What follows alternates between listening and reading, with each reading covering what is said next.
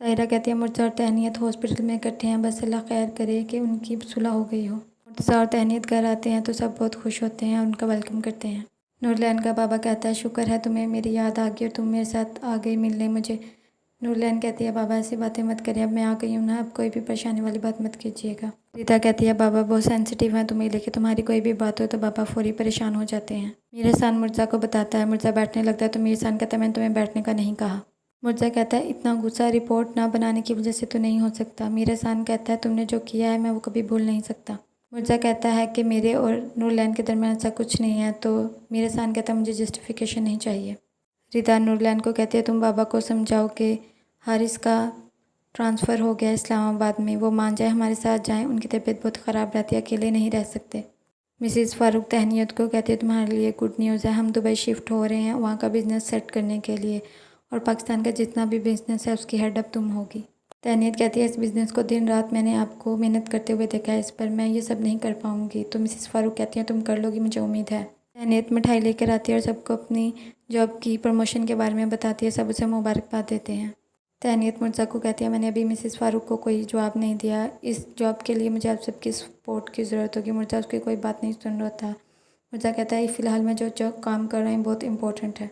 हारिस कहता है बहुत अच्छा किया नूरलैन रुक गई, रात का खाना हम सब इकट्ठे खा लेंगे, हमने इस्लामाबाद चले जाना है, फिर कभी पता नहीं मौका मिले ना मिले। नूरलैन का बाबा कहता है मैं उसे देखता हूँ, सो ना गई हो। रिदा कहती है अभी खाना नहीं खाया, नहीं सोई होगी। तो उसके बाबा कहते हैं ठीक है फिर भी मैं देख लेता हूँ, उसे बुलाता हूँ, खाना लगाओ तुम। नूरलैन कहती है मेरे बाबा की तबीयत नहीं ठीक, मैं उनके साथ टाइम स्पेंड करना चाहती हूँ। तो मीरासान कहता है अपने नेबर के साथ टाइम स्पेंड करना चाहती हो तो मुझे बेवकूफ़ नहीं बना सकती, अब मैं तुम्हें कुछ नहीं कहूँगा, जो भी बात होगी अब कोर्ट में होगी। मीरासान की ये सारी बातें सुनकर नूरलैन के बाबा ज़मीन पर गिर जाते हैं, उनकी बहुत तबीयत ख़राब हो जाती है। नूरलैन अपने भाई और भाभी को आवाज़ देती है और वो सब आ जाते हैं।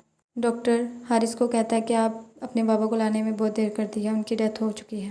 नूरलैन बहुत ज़्यादा रोती है तो उसका भाई से हौसला देता है। ताहिरा तहनीत से पूछती है तुम्हारे और मुर्तज़ा के दरमियान सब कुछ ठीक हो गया। तहनीत कहती है आप ही मैं खुद भी नहीं जानती, लेकिन एक बात है अब हमारे दरमियान नूरलैन कभी नहीं आएगी।